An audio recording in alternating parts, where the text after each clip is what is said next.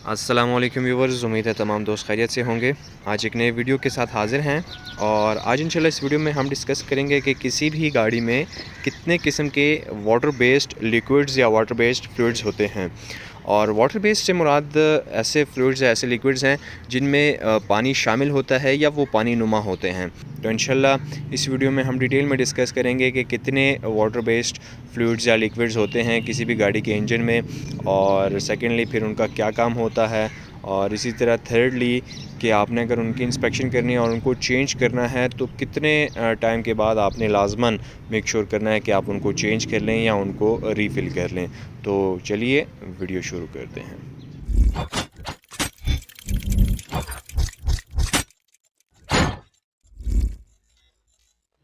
जी तो व्यूअर्स, किसी भी गाड़ी के इंजन में तकरीबन 3 किस्म के इम्पोर्टेंट वाटर बेस्ड फ्लूइड्स या लिक्विड्स होते हैं, जिसमें आपका सबसे पहले नंबर पे और सबसे टॉप प्रायोरिटी पे आता है आपकी गाड़ी का इंजन कूलेंट। जो आप रेडिएटर में कूलेंट इस्तेमाल करते हैं, ये आपका पहले नंबर पे आता है।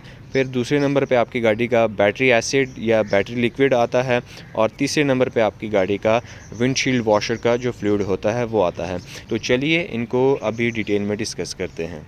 जी तो व्यूवर्स, हमारे पहले नंबर पे जो आता है रेडिएटर कूलेंट, तो आते हैं उसकी तरफ बढ़ते हैं। आपने इस बात का ख्याल रखना है कि आप अपनी गाड़ी के रेडिएटर में हमेशा कूलेंट इस्तेमाल करें और कभी भी सिर्फ़ अकेला पानी जो है वो इस्तेमाल मत करें, क्योंकि सिर्फ़ अकेला पानी जो होता है ये आपकी गाड़ी के रेडिएटर में और जो गाड़ी का कूलिंग सिस्टम होता है सारा, उसमें रस्ट का बायस बनता है, उसमें ज़ंग का बायस बनता है, उसमें फिर ज़ंग की वजह से ब्लॉकेज भी हो सकती है।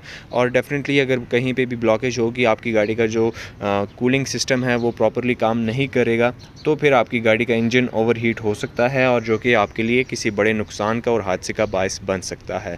तो आप हमेशा याद रखें कि चाहे आपकी गाड़ी नई है, 0 मीटर है, या चाहे आपकी गाड़ी पुरानी है और इस्तेमाल शुदा है, आपने हमेशा अपनी गाड़ी के रेडिएटर में कूलेंट इस्तेमाल करना है। और ये कूलेंट की 3 प्रॉपर्टीज़ हैं जिसकी वजह से कूलेंट को तरजीह दी जाती है सादे पानी पे या आम पानी पे। और वो प्रॉपर्टीज़ हैं कि सबसे पहले ये आपका एंटी रस्ट होता है। कूलेंट जो होता है आपकी गाड़ी के जो कूलिंग सिस्टम है या आपकी गाड़ी का जो पूरा कंप्लीट सिस्टम है जिसमें ये ट्रैवल कर रहा होता है और डिफरेंट जगह से हीट एब्जॉर्ब कर रहा होता है, तो ये उन पाइप्स में या उन आप कह सकते हैं कि लाइंस में रस्ट नहीं बनने देता। और अगर कोई थोड़ा बहुत रस्ट बन भी गया है तो ये कोशिश करता है कि उसको भी मिनिमाइज़ कर दे, उसको भी जो है वो एब्जॉर्ब कर ले। तो ये एंटी रस्ट होता है। दूसरी बात कि ये एंटी फ्रीज़ होता है। एंटी फ्रीज़ का मतलब ठंडे टेम्परेचर्स पे ये जो आपका कूलेंट होता है ये बहुत जल्द मूव कर जाता है एज़ कम्पेयर टू वाटर, क्योंकि अगर आपकी गाड़ी के रेडिएटर में पानी होगा तो 0 डिग्री सेंटीग्रेड आपको ही पता होगा कि पानी का फ्रीजिंग पॉइंट है। तो अगर आप किसी बहुत ज़्यादा ठंडे इलाके में जाते हैं तो वहाँ पे फिर जब आपके रेडिएटर का पानी होता है, उसको शुरू में जब आप पहला स्टार्ट देते हैं गाड़ी को, तो उसमें मूव करने में बहुत ज़्यादा दिक्कत होती है और आपको अपनी ठंडी गाड़ी स्टार्ट करने में बहुत मुश्किल पेश आती है। तो ये उस चीज़ के लिए होता है कि एंटी फ्रीज़ हो, और आप जो है बहुत ज़्यादा अगर किसी लो टेम्परेचर एरिया में गाड़ी चलाते हैं तो वहाँ पे भी आपका कूलेंट जो है वो इजीली पहले ही स्टार्ट में इंजन में मूव करना शुरू कर जाए, रेडिएटर में मूव करना शुरू कर जाए, और एक बेहतर स्टार्ट जो है वो आपको मिल जाए। तो ये एंटी फ्रीज़ भी होता है। और तीसरी इसकी जो प्रॉपर्टी है वो है कि ये ज़्यादा हीट एब्जॉर्बेंट होता है आपके पानी से। सिंपल पानी जो है वो इतना हीट एब्जॉर्ब नहीं कर पाता, और जिसकी वजह से आप जब बहुत ज़्यादा हाई रैव करते हैं गाड़ी को, या बहुत ज़्यादा आप किसी ऐसे एरिया में जा रहे हैं जहाँ आपका इंजन बहुत ज़्यादा इस्तेमाल हो रहा है, इंजन पावर बहुत ज़्यादा इस्तेमाल हो रही है, तो डेफ़िनेटली वहाँ पर अगर आप सिंपल पानी इस्तेमाल करेंगे तो वो हीटअप होने के चांसेस ज़्यादा होते हैं। तो ये जो कूलेंट होता है इसकी हीट एब्जॉर्ब करने की क्वालिटी पानी से ज़्यादा होती है, तो इसलिए ये फिर बेहतर तरीके से आपकी गाड़ी के इंजन की हीट को एब्जॉर्ब करता है और आपकी गाड़ी के इंजन को ठंडा रखने में फिर ज़्यादा फ़ायदेमंद होता है। जी तो व्यूअर्स, अब आते हैं कि आपने अपनी गाड़ी में कूलेंट कौन सा इस्तेमाल करना है। तो पहली बात कि जो भी कूलेंट आपको आपकी गाड़ी के मैन्युफैक्चरर की तरफ से मैनुअल में रिकमेंडेड है आपने वही कूलेंट इस्तेमाल करना है। और इसमें डिफरेंट कलर्स होते हैं। अब टोयोटा के लिए मोस्टली रेड कलर वाला जो है वो कंपनी रिकमेंड करती है, और होंडा में या सुजुकी में मोस्टली ज़्यादातर ग्रीन कलर वाला रिकमेंडेड होता है। और इसके साथ साथ फिर इसकी डिफरेंट कंसंट्रेशन भी होती है कि आपने जो है वो 50% कूलेंट और 50% वाटर ये इस्तेमाल करना है, या 60% कूलेंट और 40% वाटर इस्तेमाल करना है, या 70% कूलेंट या 30% वाटर इस्तेमाल करना है। तो इसकी डिफरेंट कंसंट्रेशन रेशोज़ होती हैं जो कि आपकी गाड़ी के मैनुअल में लिखा होगा और डेफिनेटली, और वहाँ पे वो रिकमेंड किया गया होता है कि आपने कितनी कंसंट्रेशन वाली रेशो जो है वो इस्तेमाल करनी है, और प्री मिक्स जो कूलेंट होता है तो वो कितनी रेशो वाला होना चाहिए। और जिस तरह भी ये सुजुकी की गाड़ी है, सुजुकी ऑल्टो, और कंपनी ने जो इसके लिए रिकमेंड किया है, तो वो कहते हैं कि अगर आप ऐसे इलाके में रहते हैं जहाँ पे ठंडा टेम्परेचर -35 डिग्री सेंटीग्रेड तक जाता है, तो वहाँ तक आपने 50-50 कंसंट्रेशन में कूलेंट को इस्तेमाल करना है। मतलब जो प्री मिक्स कूलेंट होता है उसकी 50% उसमें कूलेंट होना चाहिए, 50% वाटर, तो 50-50 आपने कंसंट्रेशन रेशो वाला इस्तेमाल करना होता है। लेकिन अगर आप किसी ऐसे इलाके में हैं जहाँ पे टेम्परेचर जो लो टेम्परेचर है वो -35 डिग्री सेंटीग्रेड या इससे नीचे चला जाता है, तो फिर आपने 60% कंसंट्रेशन रेशो इस्तेमाल करनी होती है। और 60% का मतलब ये है कि आपका कूलेंट 60% होगा और 40% उसमें पानी होगा।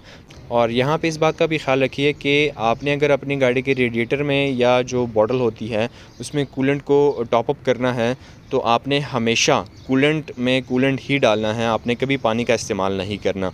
और अगर जिस तरह भी मैं आपको दिखाता हूँ, ये जो बॉटल बनी हुई है इस पे ये अपर लिमिट है और ये वाली जो है ये लोअर लिमिट है। अगर इन दोनों के दरमियान में है जिस तरह भी ये वाला है तो दैट्स ओके, ये चल जाएगा अभी। लेकिन फिर भी अगर आप इसको टॉप अप करना चाहें तो आप मैक्सिमम तक इसको टॉप अप कर सकते हैं। और टॉप अप करने के लिए जिस तरह मैंने आपको पहले बताया कि आपने कूलेंट ही इस्तेमाल करना है, सादे पानी से आपने जो कूलेंट होता है उसको टॉप अप नहीं करना। और यहाँ पे आपने इस बात का भी ख्याल रखना है कि आपने कभी भी इस रेडिएटर को तब ओपन नहीं करना जब ये गर्म हो, क्योंकि अगर आप खुदा न खास्ता इस गर्म रेडिएटर को, इसके कैप को ओपन करते हैं तो जो गर्म कूलेंट होता है वो प्रेशर से निकलेगा और खुदा न खास्ता आपको या आपकी गाड़ी को नुकसान पहुंचा सकता है। तो आपने इस बात का हमेशा ख्याल रखना है कि जब भी आपने रेडिएटर कूलेंट जो है इसको फ़िलअप करना है या इसको भरना है और इसका लेवल को पूरा करना है, तो हमेशा आपकी गाड़ी ठंडी होनी चाहिए। बस आपने इस बात का भी ख्याल रखना है। और अब आते हैं अपनी मेन जो बात है हमारी, या जो मेन पॉइंट है कि हमने रेडिएटर जो कूलेंट है इसको कब तब्दील करना होता है या कब इसको हमने ड्रेन करके नया कूलेंट डालना होता है। तो अगर आपकी गाड़ी न्यू है, जिस तरह ये गाड़ी भी अभी न्यू है, 0 मीटर ली थी और अभी इतनी ज़्यादा इस्तेमाल भी नहीं हुई, तो अगर आपकी गाड़ी न्यू है तो न्यू गाड़ी में आप जो कूलेंट होता है इसको तकरीबन 40,000 किलोमीटर से लेकर 50,000 किलोमीटर्स तक, या आप कह सकते हैं कि 24 माह से लेकर 30 माह तक आप इसको इस्तेमाल कर सकते हैं विदाउट ड्रेनिंग। और अगर आपकी गाड़ी 40,000 से 50,000 किलोमीटर तक चल चुकी है, या तकरीबन आप कह सकते हैं कि 30 माह आपकी गाड़ी को हो गए हैं, तो फिर आप जो है वो कूलेंट को ड्रेन करवा के उसमें फिर नया कूलेंट, साफ़ कूलेंट जो है वो भरवा लें। लेकिन अगर आपकी गाड़ी पुरानी गाड़ी है और वो पहले ही ऑलरेडी काफ़ी ज़्यादा चल चुके हैं, तो फिर आपने कोशिश करना है कि आप मैक्सिमम 25,000 किलोमीटर तक, और या तकरीबन 18 से 20 माह तक आप कोशिश करें कि अपनी गाड़ी का जो रेडिएटर का कूलेंट है उसको ड्रेन आउट कर लें और उसमें फिर नया कूलेंट और साफ़ कूलेंट जो है वो फ़िलअप करवा के फिर उसको यूज़ करें। तो ये था हमारा मेन पॉइंट कि आपने इसको चेंज कब करना है, रिप्लेस कब करना है, या ड्रेन आउट कब करना है। जी तो व्यूअर्स, अब आते हैं अपनी गाड़ी की सेकंड वाटर बेस्ड फ्लूइड की तरफ। और हमारी गाड़ी का जो दूसरा इंपॉर्टेंट वाटर बेस्ड फ्लूइड है वो है अब गाड़ी की बैटरी का बैटरी एसिड। अब अगर आपकी गाड़ी में ड्राई बैटरी लगी हुई है या मेंटेनेंस फ्री बैटरी लगी हुई है, तो फिर आपको डेफिनेटली ज़रूरत नहीं पड़ती गाड़ी की बैटरी का बैटरी एसिड लेवल पूरा करने की। क्योंकि जो ड्राई बैटरीज़ हैं, मेंटेनेंस फ्री बैटरीज़ होती हैं, उसको आप इस्तेमाल करते रहते हैं। सिर्फ अगर कहीं पे वो डिस्चार्ज हो जाएँ तो उनको चार्ज कर दिया जाता है दोबारा, या फिर अगर वो कम्प्लीटली डेड हो जाएँ या कम्प्लीटली एक्सपायर हो जाएँ तो फिर उनको चेंज कर दिया जाता है। लेकिन जिस तरह अभी आपको ये बैटरी नज़र आ रही है, ये ड्राई या मेंटेनेंस फ्री बैटरी नहीं है, बल्कि इसमें 6 सेल्स बने हुए हैं, 6 सेल्स वाली बैटरी है और ये वेट बैटरी है। और हर सेल को आपने इसका जो कैप है उसको ओपन करके फिर आपने रीफ़िल करना होता है, इसमें बैटरी एसिड डालना होता है और उसका जो लेवल है उसको पूरा करना पड़ता है। अब ये आप देख सकते हैं कि यहाँ पे 2 इंडिकेटर्स हैं, एक लोअर इंडिकेटर है और एक अपर इंडिकेटर है। तो आपने कोशिश करनी है कि आपकी गाड़ी का जो बैटरी एसिड है वो लोअर से ऊपर रहे और इस तक या इससे नीचे ना जाए, क्योंकि ये फिर आपकी बैटरी के जो सेल्स हैं उनको डैमेज कर सकता है। तो आपने कोशिश करनी है कि ये लोअर से ऊपर रहे या अपर तक। ये जो एरिया है, ये जो आपको दोनों लाइंस के दरमियान में एरिया नज़र आ रहा है, इस एरिया में आपकी गाड़ी की बैटरी एसिड का लेवल होना चाहिए। और ये जो लेवल है, ये हर सेल का अलग अलग लेवल आपने चेक करना है, क्योंकि ये सेल जो हैं वो तमाम सेल्स अलग अलग लेवल रखते हैं। जिस तरह अभी आप देख सकते हैं कि यहाँ पे पहले सेल का लेवल आपको अगर नज़र आ रहा हो, फिर दूसरे का थोड़ा सा ज़्यादा है और तीसरे सेल का थोड़ा सा कम है, तो इसको रीफ़िल करने की ज़रूरत है। ये आलमोस्ट लोअर तक पहुँच चुका है। तो आपने इस बात का ख्याल रखना है कि आपने अगर एक में बैटरी एसिड डाल दिया और आप समझे कि ये सारा जो लेवल है ये फ़िलअप हो जाएगा, तो ऐसा कतई नहीं है, बल्कि आपने हर सेल को अलग अलग ओपन करके और हर सेल का जो बैटरी एसिड का लेवल है उसको फ़िलअप करना होता है। और यहाँ पे आपने इस बात का भी ध्यान रखना है कि इस लेवल को फ़िलअप करते हुए आपने सादे पानी का इस्तेमाल नहीं करना, बल्कि इसका जो अपना बैटरी एसिड होता है, आपने बैटरी एसिड का ही इस्तेमाल करना है। और कुछ लोग जो हैं वो इसमें सादा पानी का इस्तेमाल करते हैं इसके लेवल को फ़िलअप करने के लिए, जो कि डेफ़िनेटली आपकी गाड़ी की बैटरी की लाइफ को कम करता है और इसकी जो एफिशिएंसी है उसको कम करता है।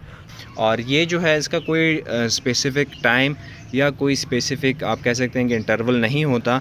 बस आपने देखा, आपने इंस्पेक्ट किया कि जब इसका लेवल जो है वो लोअर तक पहुंचने वाला है या काफ़ी नीचे जा रहा है, तो आपने उसको थोड़ा सा फ़िलअप कर दिया और कोशिश करें कि अपर से ऊपर बिल्कुल ना जाएं, क्योंकि ये भी आपकी गाड़ी की बैटरी को डैमेज कर सकता है। आपने इन दोनों लाइन्स के दरमियान में ही इसको लेवल को रखना है। जी, तो व्यूअर्स अब आते हैं अपने तीसरे और आखिरी वाटर बेस्ड फ्लूइड की तरफ, जो कि आपको स्क्रीन पे भी नज़र आ रहा है। ये हमारा विंडशील्ड वॉशर फ्लूइड है। अब इसकी आपने सिर्फ ये है कि मेंटेनेंस करनी होती है या इसको आपने इंस्पेक्ट करना होता है, और जब ये कम हो जाए, इसका लेवल ड्रॉप हो जाए, तो आपने इसको फिर फ़िलअप कर लेना होता है। सिर्फ आपने इसको फ़िलअप करते वक्त ख्याल रखना है कि आप इसमें शैम्पू वाला पानी, साबुन वाला पानी या जो सर्फ़ वाला पानी है वो इस्तेमाल मत करें, क्योंकि उसकी वजह से आपकी गाड़ी के जो विंड स्क्रीन होती है उस पर स्क्रैचेस पड़ने के ख़दशात होते हैं, और जब उस पर स्क्रैचेस पड़ जाते हैं तो फिर रात के टाइम सफ़र करने में बहुत ज़्यादा मुश्किल पेश आती है, और जो आगे से लाइट आ रही होती है वो लाइट फिर बहुत ज़्यादा रिफ़्लेक्ट होना शुरू हो जाती है और आँखें जो हैं आपकी उससे फिर मुतासिर होती हैं।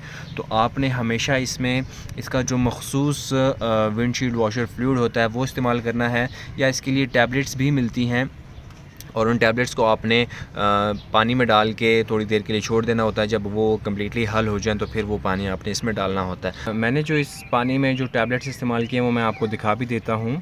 आई होप कि आपको नज़र आ रहा है। ये विंडशील्ड और ग्लास क्लियर है। आप इससे आप अपनी गाड़ी के बाकी जो ग्लास होते हैं, विंडोज़, साइड विंडोज़ या बैक ग्लास, उसको भी साफ़ कर सकते हैं और इसको विंडशील्ड वॉशर में भी इस्तेमाल कर सकते हैं। इसमें टैबलेट होती है इस पैकेट में। आपने उस टैबलेट को खोल के एक बोतल पानी में डालना होता है, और इसके लिए 4 लीटर पानी जो है वो तजवीज़ किया जाता है कि आप इसको इस्तेमाल करें, लेकिन बेहतर नताइज के लिए आप उसको 2 लीटर पानी में डालें एक टैबलेट को, और 2 लीटर पानी में डाल के उसको वक्त दें। जब वो टैबलेट कम्प्लीटली हल हो जाए, पूरी तरह हल हो जाए, तो उसके बाद फिर आपने उस पानी को इसमें भी डाल के रीफ़िल कर लेना है। और अगर आप जो है अपनी गाड़ी की जो शीशे हैं उसको साफ़ करना चाहें तो उसको किसी स्प्रे में डाल के आप उस पानी को, उससे अपनी गाड़ी के शीशे भी साफ़ कर सकते हैं।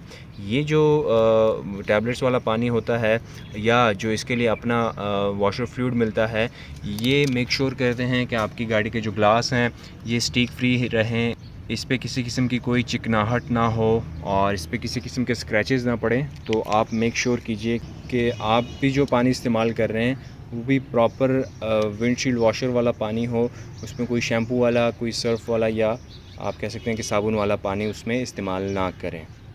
जी, तो व्यूअर्स ये थी हमारी आज की वीडियो, और इस वीडियो में हमने जो 3 इम्पॉर्टेंट वाटर बेस्ड फ्लूइड्स थे उनको हमने डिस्कस किया। और आपने भी ख्याल रखना है कि अपनी गाड़ी के रेडिएटर में हमेशा कूलेंट इस्तेमाल करना है।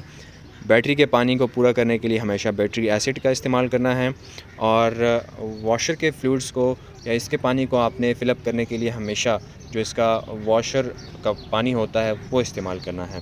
तो इंशाल्लाह उम्मीद है कि आपको भी वीडियो पसंद आई होगी, और अगर वीडियो अच्छी लगे तो अपने दोस्तों के साथ लाजमी शेयर कीजिएगा।